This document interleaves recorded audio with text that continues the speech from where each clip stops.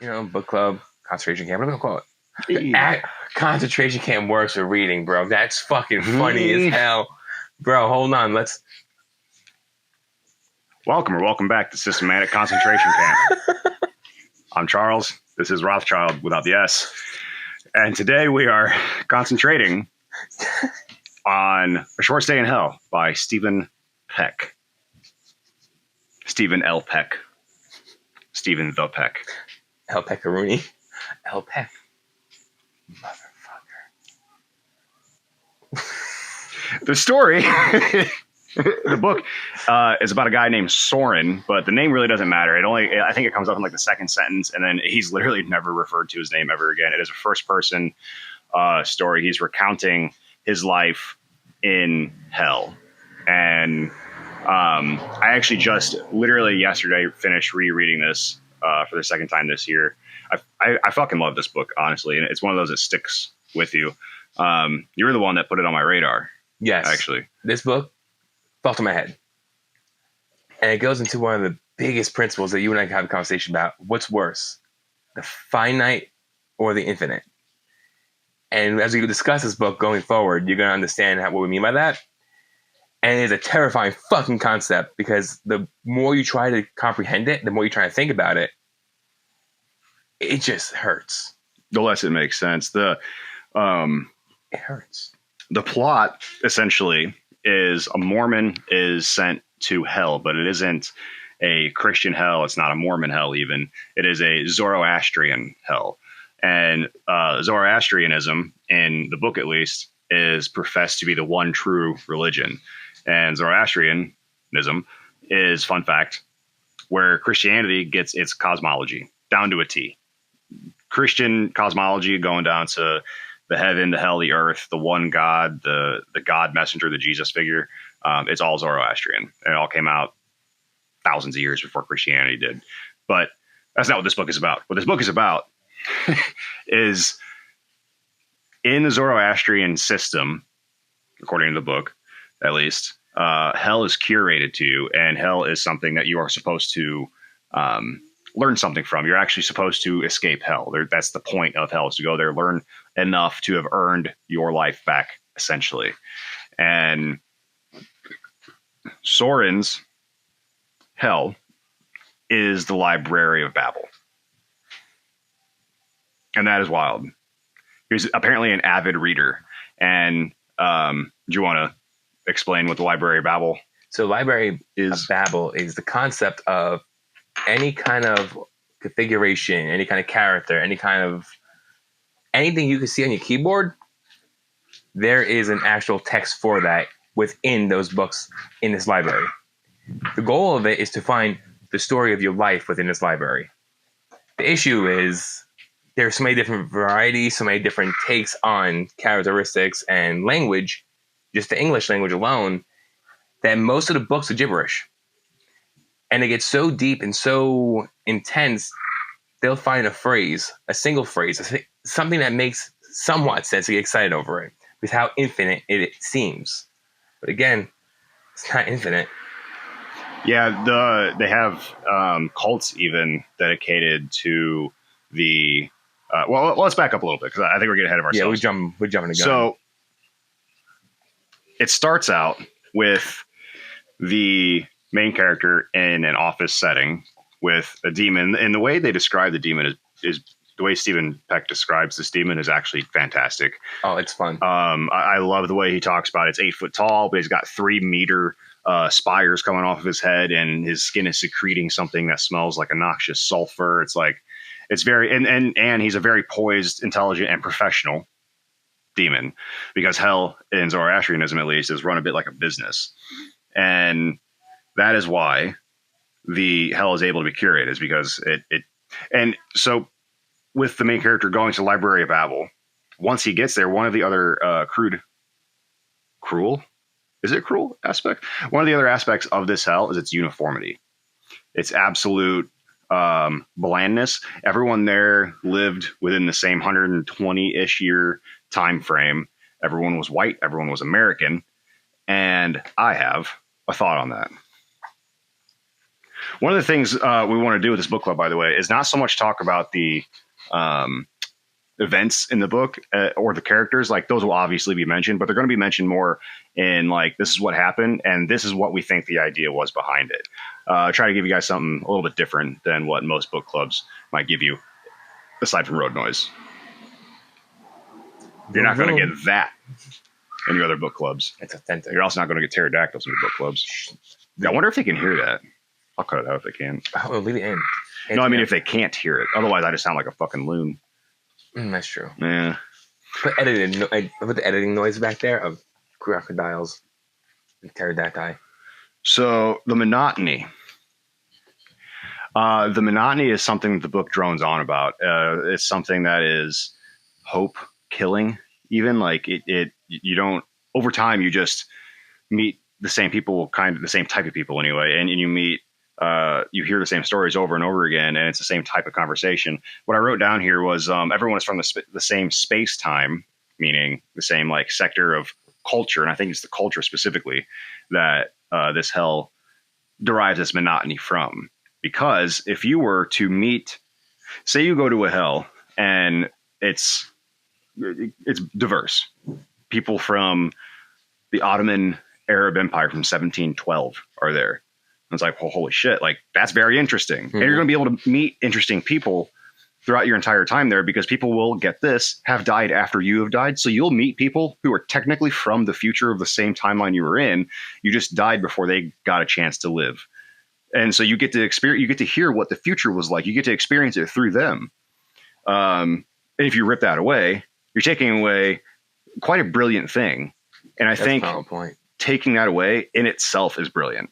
And Stephen Peck really like hit a fucking detail that I think almost anyone else would have overlooked, is the monotony. It's such a brilliant tool because I think it highlights, honestly, like how much we really need diversity in order to maintain like entertainment at some level, but also like just because when you are all born from like 1929 to I think he said 2043 was like the span, you all are aware of the same wars. You're all aware of the same presidents, the same politics. You're all aware of the same 9/11s. And that like kind of sounds like hell. Well, even one of the things he says in there, he has nothing else to talk about.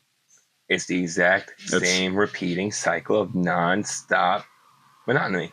Exactly. As he even refers to it as something along the lines of like the same or like the conversation or whatever. Yeah, he has nothing left. The usual conversation. He has nothing left to say. After eons and eons, nothing left to say. Eons. We will actually, later on, we'll get to a number because it is set up in the book to be like a pivotal point. We'll get to the number and how big this Library of Babel was, and the fact that Soren, the main character, had reached the bottom of it. Just that in and of itself is we'll get to why I'm stuttering. It's monumental. It's because the book starts like he's reading the book about him reading the book. Like it's kind of meta in that way. He's aware he's doing it. And the story doesn't end. Even when it ends, it doesn't end. Ooh, I just realized the book literally starts with him saying something to the effect of, I'm reading about me reading the book right now.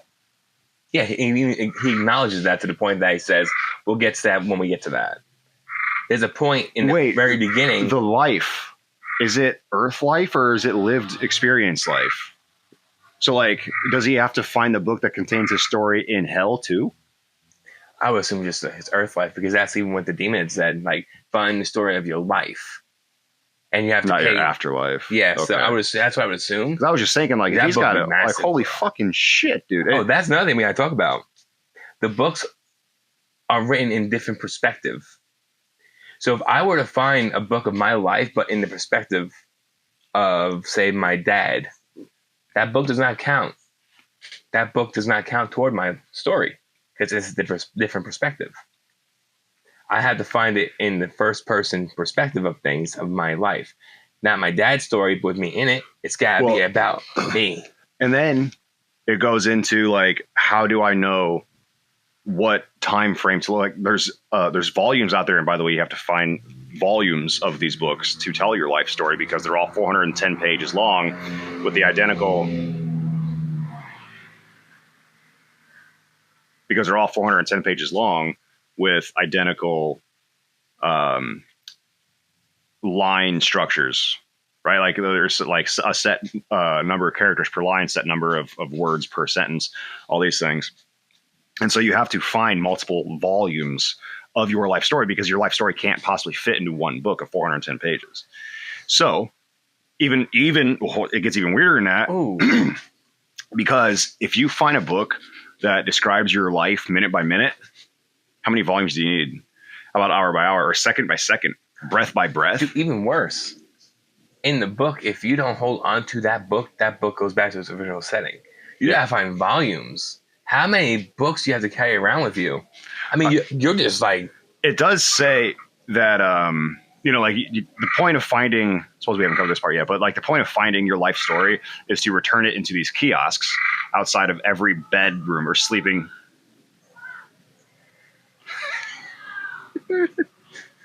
Florida, man. Alaska.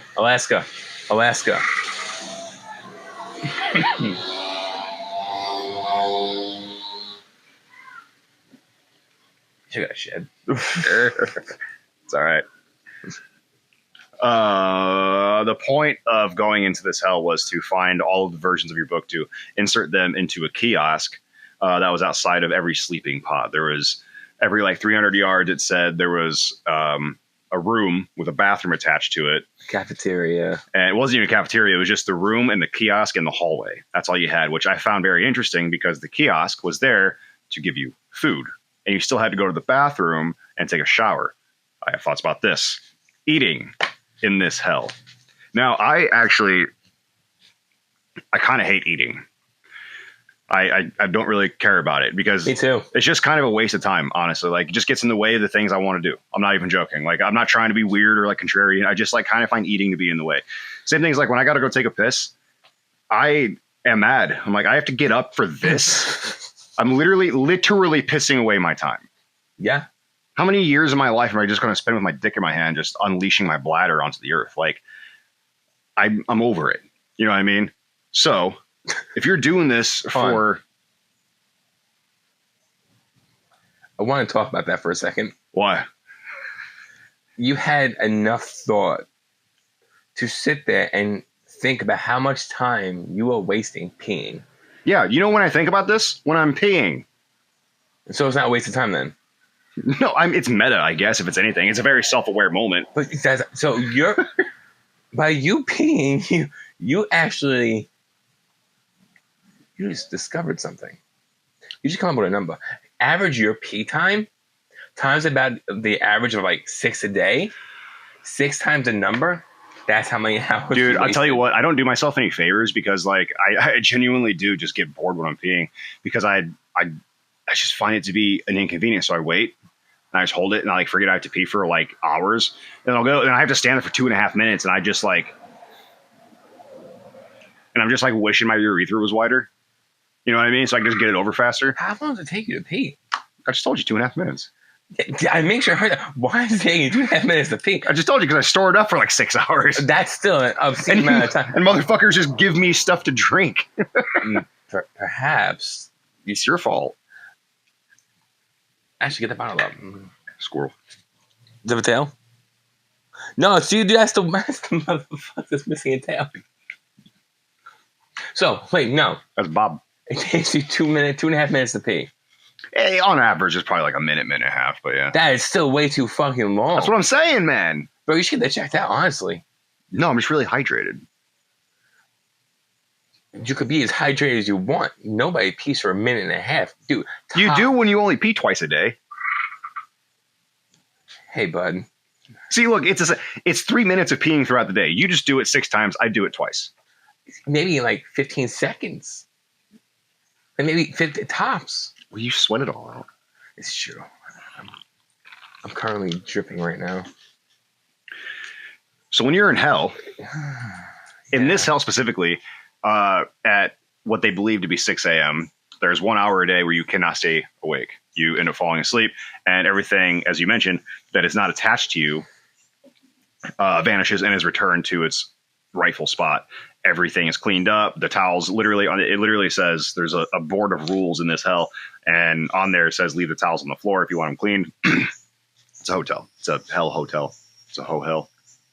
Hotel. Hot hell. Hot. Yeah. It is hot there. Yeah. C tier. C tier. Yeah. And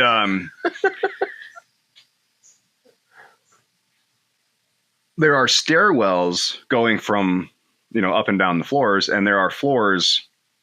We'll get to that number, like I said, but there are just near countless numbers of floors. So there's just going to be piles of shit in the stairwells. There's just going to be people pissing off like into the chasm, dude. Like it's just going to be Baltimore. Honestly, it's just going to be San Francisco. Like it's going to be they have great places to live. Fucking gross is what it is. And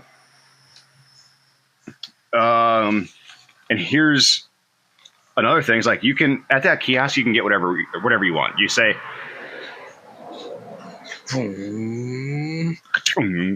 Stalled. At that kiosk, you can get whatever you want. You can say, like, let me get a yada, yada, yada from your favorite restaurant on your favorite street, your favorite burger that your grandma used to make, or shepherd's pie, whatever your grandmas make. And it'll give it to you for free right there. But you don't get a table to sit at and enjoy. You don't get a table to sit around and be communal with around your meal. You have to just, like, sit in the fucking hallway with your kiosk given meal. I think being in hell, the last thing you worry about is the table. Right. No, what I'm saying is like it's like almost anti-communal in that way. There's no opportunity to sit down, like have a feast, for instance. Yeah. Okay. And even if there was, it takes all meaning away from it because there's no effort put into it. You just go, let me get a feast. Let me get a feast. And it gives you one. So it takes away so here's what I'm getting at. It takes away the meaning of food, but keeps the necessity. Which does keep necessity. You can still starve to death. You still starve to death. And we find that out when he falls. So I think we could discuss like the setting forever. We could discuss that forever. I think to summarize it more or less is it's about my man living different experiences. He finds somebody he loves and he goes on to try to find and refine his person and they get separated. One of the biggest things that kind of stuck out to me in this story is even with unlimited time, with the ability to live forever, with the ability to have any food you want, so on and so forth, it is still hell. You have all the time in the world to do whatever you want. But time itself becomes a prison. Because you're no longer restrained. You can do whatever you want. And they pretty much do whatever they want. There's a couple of instances in there with the cult especially. They do whatever they want. Rights. They do whatever the fuck they want. And how long is that going for? How long do you find joy in that?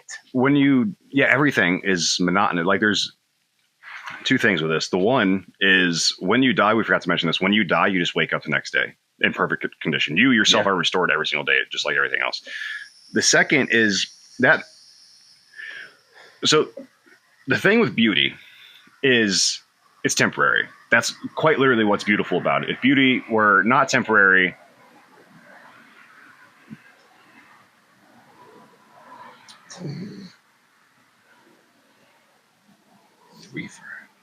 yeah, I'll just edit these bits out. If beauty were not temporary, there would be no reason to value it because it would just be. In fact, there's a subset of monks. I say subset because I don't know what else to call them. I don't know what specific niche or genre or subgenre they are of monk, but they make these massive, like size of this rug, intricate, like beautiful, multicolored, like sand art, like portraits and like big landscapes, like incredible detail. It takes them years to make some of these things. They just wipe it away. There's no proof of any of these things actually existing in the long term unless you're there to see it. And the point of that is to increase in them the understanding that like everything that is beautiful is temporary. Everything that is beautiful must be temporary because that is the nature of beauty. When it goes on forever, there's no reason to value it. Is like if Pamela Anderson were to still just look like she did when she was in 1993, would it even would we matter? Like, what do we care? Would we care today? Okay, normal. It's like, yeah, it's Pamela Anderson. Even if it was normal. Actually, if it was normal, let's just say if beauty like that lasted forever and it lasted until and it lasted until the day you died at 99 years old or whatever age you max out. Does beauty at that point matter? No, because then it's kind of expected. Somebody got really squeaky brakes. No, but it's to be expected then.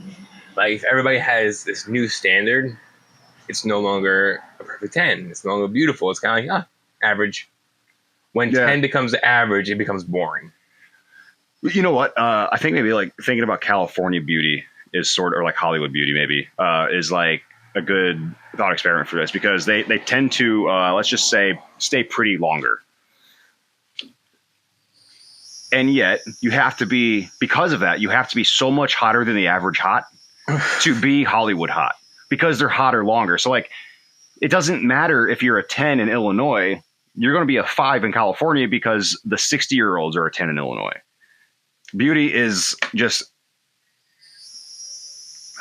devalued almost because it lasts longer thanks to, cosmetics and all these things. But, I mean, like if beauty lasts longer, it becomes boring.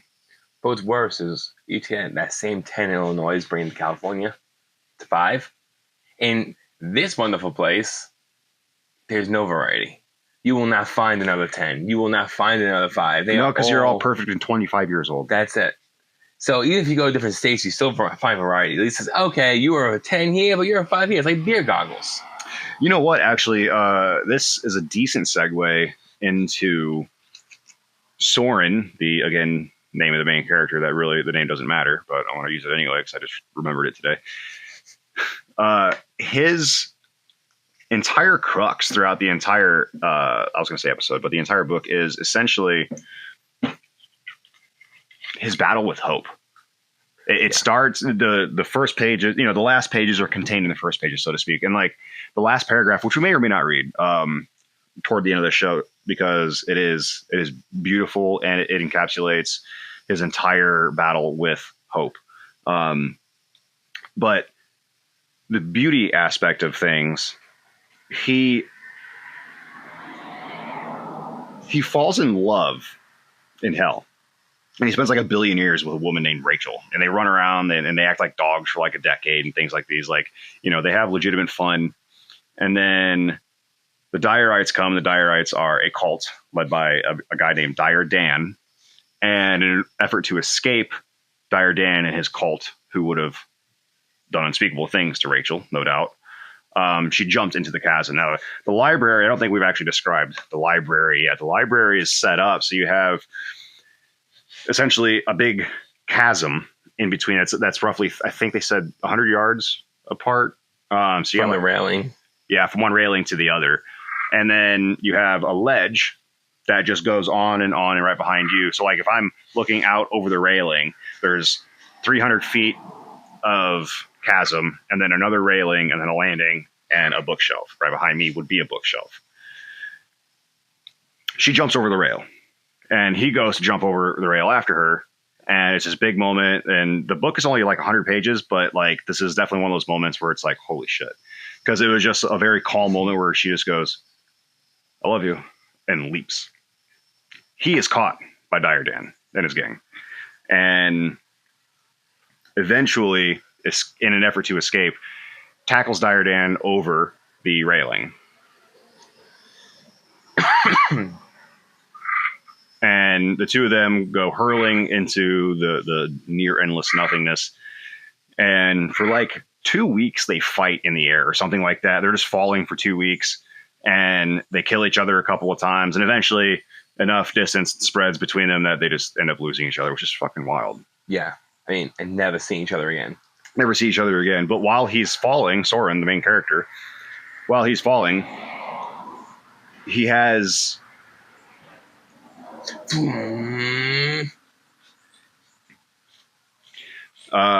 he has bouts of dying from dehydration.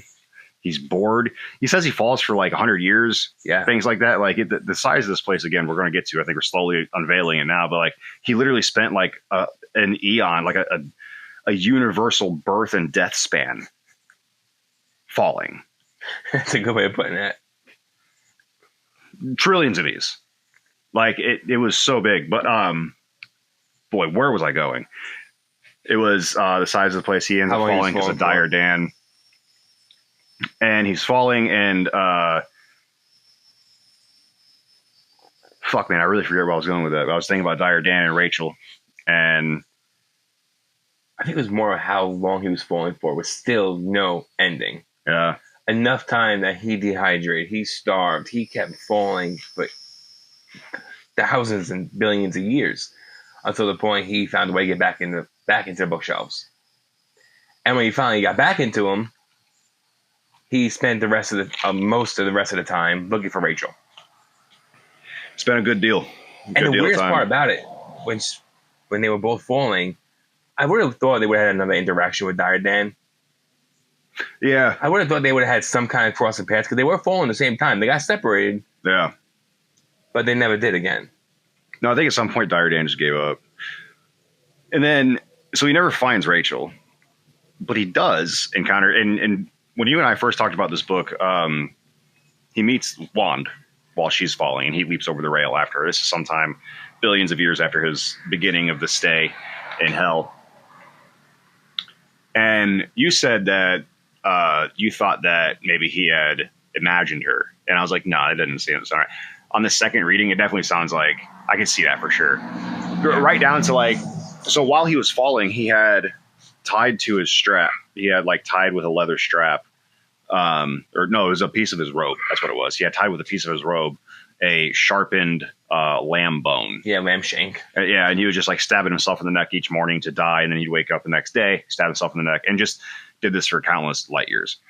Well, he's, by the way, only falling about 120 miles an hour. And a light year is the amount, it's, you know, at the speed of light, that's how far you can go. That's like 3, dude. Minimum 3.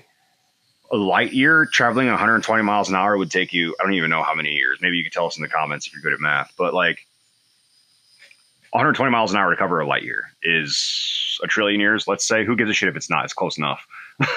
It's something along those lines. You know, even from 500 billion years off, who gives a shit? It's close enough to a trillion years that it doesn't matter. And he's just doing this over and over again. And it's the monotony of dying. You can't even kill your way out of it. You can't even kill yourself out of this thing. And while he's falling, he has this, what I believe now might be a hallucination of Wand.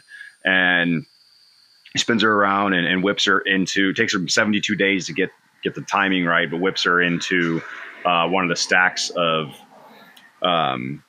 books and aisles and all these things. And then he gets into one 3 or 4 days later. And he calculated that that would take like a year and a half or something to climb the stairs, because he had to climb like 1.2 million stairs or something stupid. Like, the numbers in this book are insane. I think actually now is a good time to finally bring up, because I feel like I'm talking a lot. The cool thing about the whole thing is a year and a half is nothing to him. It's not just a year and a half. It's like down a block. Yeah, I mean, at that point, you blink, and he even said like later on in the book that he had a couple of, you know, taken a couple lovers for a year or two, but nothing ever really mattered anymore, because at the depths of that library, you know, it's like that's where like by the time you would reach that point, like if you would reach there, you just gave up. So before we go into the numbers, no other jazz, one of the massive things stuck out to me in this book. Look at this guy go.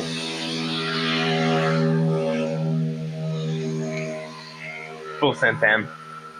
So one of the most depressing things that stuck out to me is that he would legitimately stab himself in the neck repeatedly every time he came to, for eons.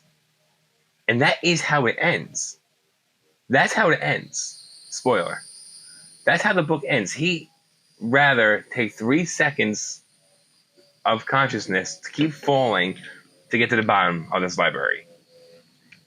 Every 3 seconds is a new level of hell to him because he's awake.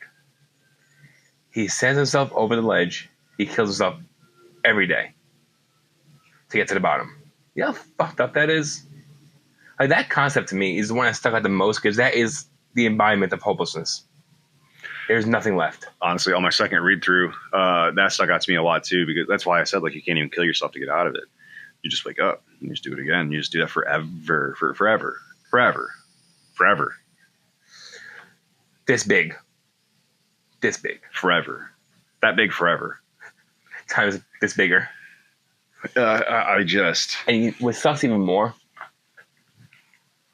is that when inevitably, potentially, hypothetically, you get to the bottom of it, you finally, after light years of falling, killing yourself on repeat for trillions and eons, you finally get to the bottom.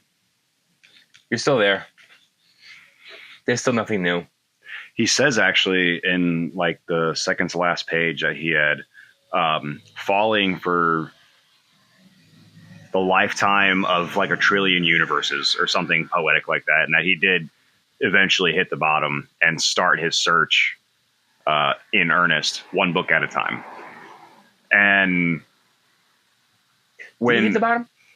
Yeah, he says at the end of it he does. Because where I read that was I could tell you if I hit the bottom, when I hit the bottom. Meaning that even when he does, he won't talk about it. Actually, by the time he gets to that, he says something to the effect of, by the time I got there, like, I won't bore you with the details because at this point I have nothing left to say. And our founder... Because I interpret it as in, even when I do, there's nothing left to say. Even that doesn't excite him anymore. So I didn't read it as him actually hitting the bottom. I read it as, when I do, I still don't care enough to talk about it. There's nothing left. It says here, and I'll paraphrase just a little bit here. I'll read the one sentence and I'll skip it. So, let's see here. It says, I could tell you of my fall to the bottom, the starving and dying over and over, and endless cycles of pain and forgetfulness. I could tell you of starting my search in earnest from the bottom floor. And then a few blah, blah, blah sentences later, after 1 billion years, there's nothing left to say. And you wander apart, uncaring in the end. And there he's talking about whoever he found in that. Is that literal? Time. Or is that I took that part as literal, but this is also like the literal paragraph after he mentions that wand has disappeared with no trace. So maybe it is just like, it could be almost interpreted as an entire hallucination as he's dying, like a fever dream as he's dying. Yeah, kind of like there's nothing left for him. And that's how I took it. And yeah, I can see that. To me, it felt more literal. And I liked that image because he did put a lot of effort into it. There was a lot of emphasis. The entire second half of the book is him falling, basically.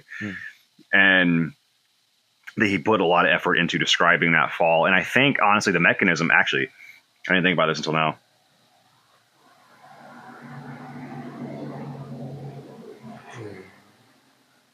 But I think the mechanism, or the reason, rather, the fall was such a big thing was because it was the cleanest and fastest way to describe how big the place was.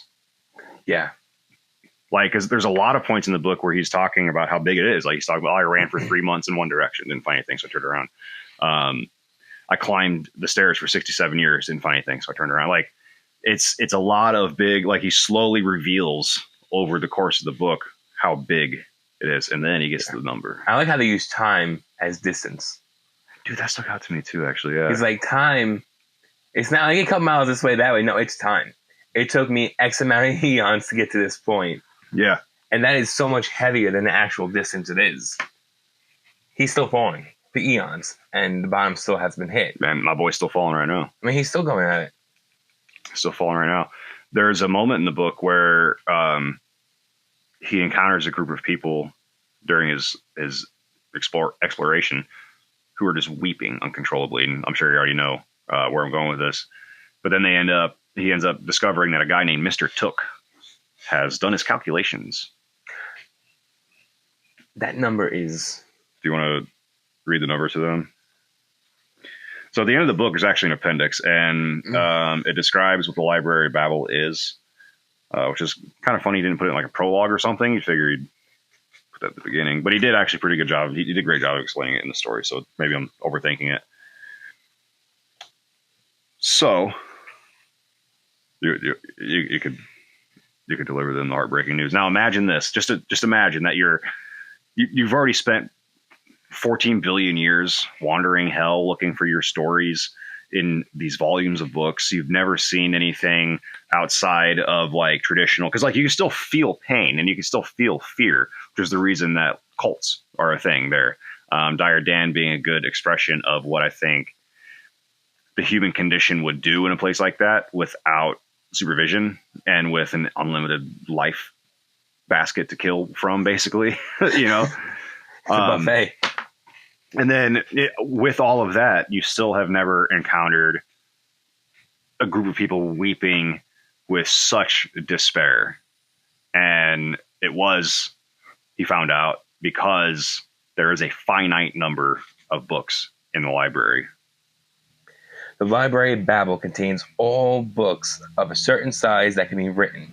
I assume all characters on a standard keyboard, and that each book, as described in the original story, is 410 pages long, 410 pages long, with 40 lines of 80 characters on each page. So the total number of characters in a book is 410 to the 40th to the 30th power equal 1.3 million. With about 95 possible characters on a standard keyboard, that implies that the number of possible books is 95 to the 1.3 million power. A rather large number when one considers that there are only, according to author, from 1882 from 1944, 1.5 to the 80th power electrons in the universe. Now, assuming the books are about 1.5 inches thick and takes about 1.5 feet to shelve vertically, figuring about 8 shelves, 200 feet long, and about 100 square feet of living space,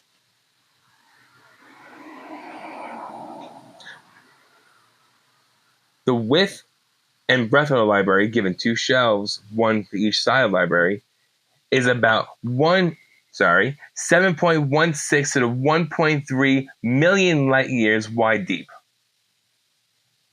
7.16 to the 1.3 million light years deep. For the non-mathematical types out there, that's me. He's helping me. What's the name? What was it? 7.16? 7.16 times 7.16 times 7.16 times 7.16. Repeat 1.3 million times. Light years. 7.16 times itself. Times itself. Times itself. Times itself. What's actually really interesting, I just realized that. So I did round up to 1.3 million, but the actual number is 1,297,369 light years. That's the actual number, which is really strange. That's awfully, if not exactly, the speed of light. You wanna? Yeah, I'm gonna show. I'll show this camera. Oh, I just meant like you were showing me, but like that camera, we have an audience. And that camera. But I'm curious, that is the speed of light, because I know it's very close to 300 million. So then would that be? No, that's got to be way faster than that. That number is going to be way faster than 300 million. No, I'm talking about the number itself of light year of 1.2 instead of 1.3. Well, if that were the case, then I wouldn't trust the math. I'll just be like, oh, now you're just showboating. I don't like the math regardless. Again, that's a big number, man. The thing is, it is a big number, but it's not infinity. And that's the worst part. That's the worst part. To me, at least. Like, that is 1,000% the worst part. So now this podcast really starts. We got the premise down. The question I have, which is the same question you have, and the question I want to ask you is, in your opinion, what is worse? The infinite or the finite? In this scenario. Especially in this scenario. Knowing how big, getting an estimate how much there is, there's only one. Well, the context of the infinite needs to be laid out too. Like in this particular case, the context of the infinite is in your search. You have, if it's an infinite number of books, that you could, in theory, just walk in one direction and just start pulling books. Eventually, you will, it's going to take you a long fucking time, but you will eventually find the story of your life. If there is a finite number of books in this library, then none of them repeat. Although, I bet you could find repeats with punctuation errors and stuff, but it has to be grammatically correct and stuff. Like the book actually does, the rules specify like one character off. So yeah, dash of a dot. Jesus Christ, the details, man. So if it is a finite number, then there's only, like you said, one copy of your story, of each volume of your story there. And that's terrifying. Because then you have to start at the bottom. I think you start wondering, even when you're at the bottom, was I close to when I was close to the top? At what point do you just say, I give up? And that to me is like the biggest part of this book of hopelessness. That finite one book or X amount of volumes, it's completely empty. No matter how hard you look, the odds are very much against you. And he spends eons looking for it. And even with eons amount of time, he's still not enough. He'll find it. He will find it. He has hope. He's still looking. Here's the thing. I suppose it's not a bad time to. God, I just can't get over like. I don't want to gloss over the immensity of that because we actually a fun little thing is that if you go on the wonderful computer, when you put electric to a rock, it starts thinking for itself. It's weird. Oh, yeah, I don't understand it. I just hit buttons. Geometry. Yeah, geology. Gotcha. Yeah, cosmetology. Yeah. Oh no, cosmetology. That's where you go before you go and be like you go to Paul Mitchell to learn to become a bartender. That's generally how it works. I would feel sexier. Anyway, so if you go to, I think it is Tower of Babel, a Library of Babel. It's a website. Babel. If you go to the libraryofbabel.com, I believe it is, it's an actual web document of a random generator of your book. And in that book, your story's on it. You gotta find it. Their stories are in it. My stories are in it. You just gotta randomly generate. And I played with it I played with it a little bit. So it's like the infinite chimp theory, like infinite chimp on the typewriters. Yeah. One of them will eventually type Shakespeare on accident. And that's exactly what that concept is. So if you go to Wonderful Thinking Rock and you look up the Library of Babel, it's going to take you to a page immediately with a bunch of random characters, unless you're lucky at first try. But that would be impressive. What if that is the library? Like, what if that is our Library of Babel and, like, this is just hell? Great segue. And we just got to hit that refresh button until we escape. But then what's a slot, right? You got to, like, copy and paste it into an email, send the volumes into, like... we die. Fucking Satan at AOL.com. I'm going to go to Twitter for that. Hey, add Satan. Why does it suck up here? No, but I think it was pretty interesting because you can actually get a feel for it and more interaction toward it to get the concept of how infinite it feels, but it is finite. I spent about 20 minutes refreshing. Now, again, it follows the exact same law. 410 pages. The exact same law. I would not go to another page, bro. It's not worth it. I'm just going to stay on the first page and keep until I find one word. But if you are in hell and your only job is to do that, to find your... And, like, honestly, at what point do you just give up? Like, at what point do you just... See, here's the thing. Is like, there must be something that remains human inside of you, outside of your need to take a piss in the hallway.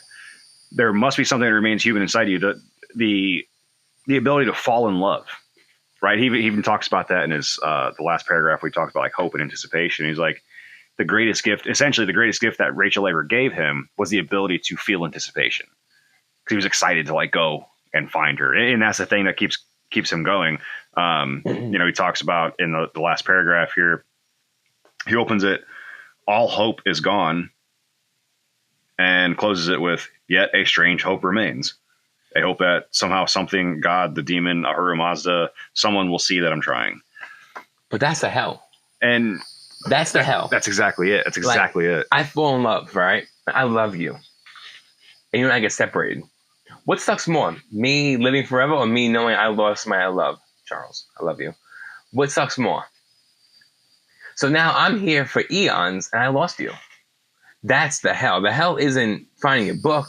The hell is you're here forever making connections with people because you're going to find a lot of people. You're going to interact with these people. And you can't forget anything. And no, you can't. That sucks. Imagine, hold on. I didn't even think about that. I didn't either until just now. And I just remembered, like, he has the people in this hell have a verbatim memory of their life and of their stay in hell so far. Although he does have that one point where he just like blacks out because he's killed himself so many days in a row where he just doesn't remember anything. But that's kind of subverting the point there. Yeah. The point is they have that, like verbatim memory. So at what point then, if you have all that memory and you're retaining all that for eons, I don't think the Library of Babel is hell. I think what you're experiencing is the hell. And that's what I'm grabbing from this. Because it's not that. All right, let's break this down. No. God damn it! I feel like I'm talking a lot here, but like, what you just said is hell isn't the place; it's the metaphysics around it. Exactly. It's not bad. Dude, no, it's really not. That's the thing. That's the fucking thing. If you put me there, well, at least a thinking rock, at least I can eat what I want, be alone, read, and chill, make friends. You'd have to find something to read. Yeah, I'll learn how to speak gibberish. But the point is, like, that's not that bad. But when my friends and I get separated, when I find somebody I love get separated, the memories I retain that I'm unable to replicate, that becomes my own personal hell, my own torment. I have nothing. If I were to be separated from my paisano, guess what? I have those memories. I feel empty forever. These eons that go on, I no longer have my friend with me. So then at some point you're just a meat sack full of memories. That's it. And then you're nothing beyond that. That sounds an awful lot like another book. What's that? I have no mouth, I must scream. Another time. But it does sound like that. That was actually a pretty good time. I think we could probably end it there. I feel like we covered a lot. We did cover a lot. And we do have another episode to shoot, so. We do. Go away.